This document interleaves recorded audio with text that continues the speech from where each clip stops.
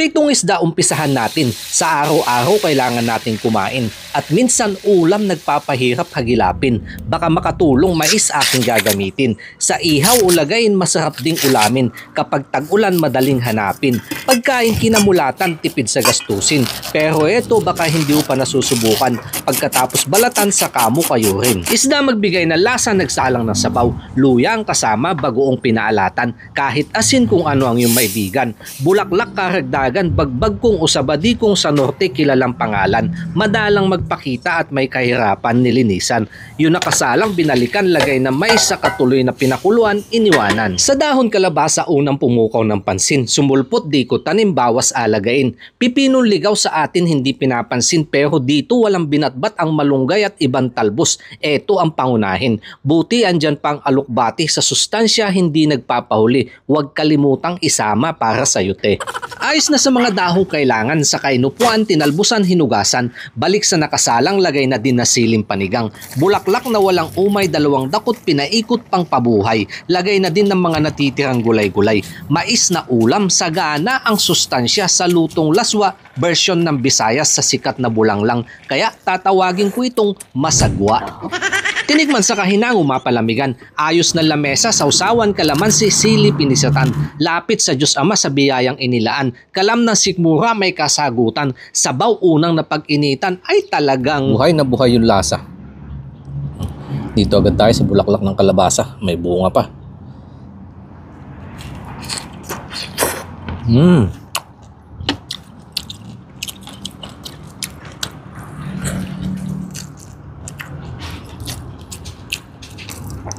Grabe.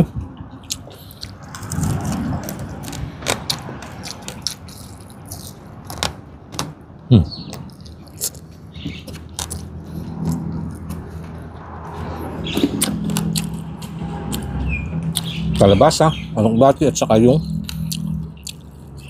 pipinong ligaw.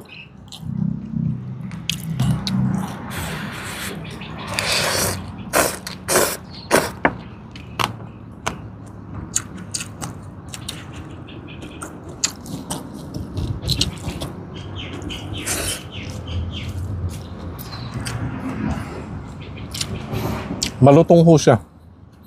Saka yung lasa niya, saan ba siya pwede may hiling tulad?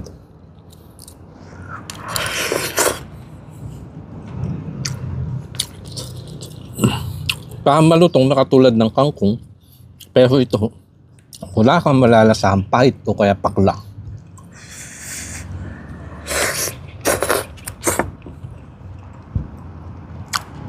Napakasarap.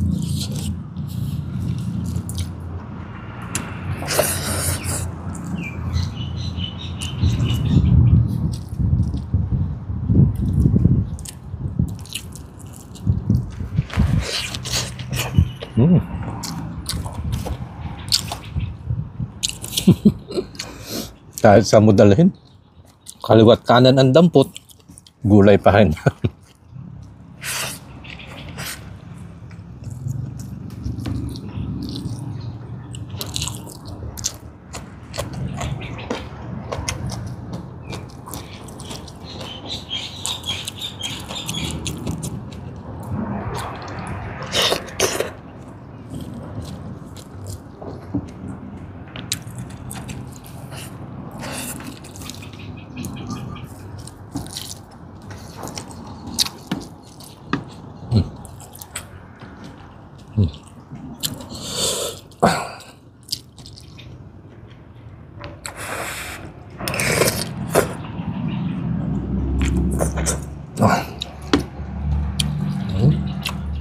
Napakalasa po.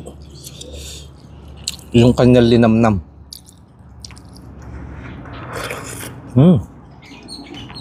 Out of 10.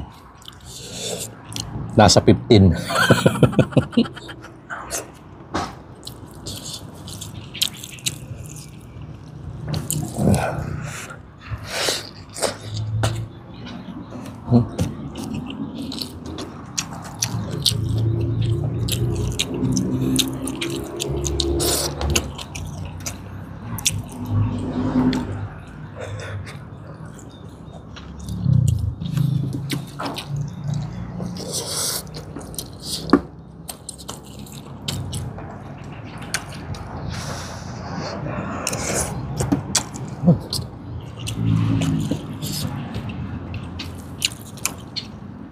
Mga bulaklak naman ho. Nasa pating ilalim ng tabunan.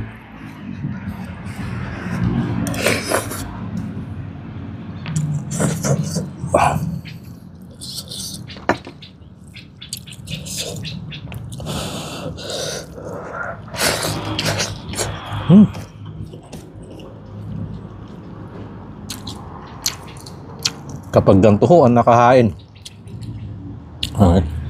walang tulak kabigin, taob ang kanin.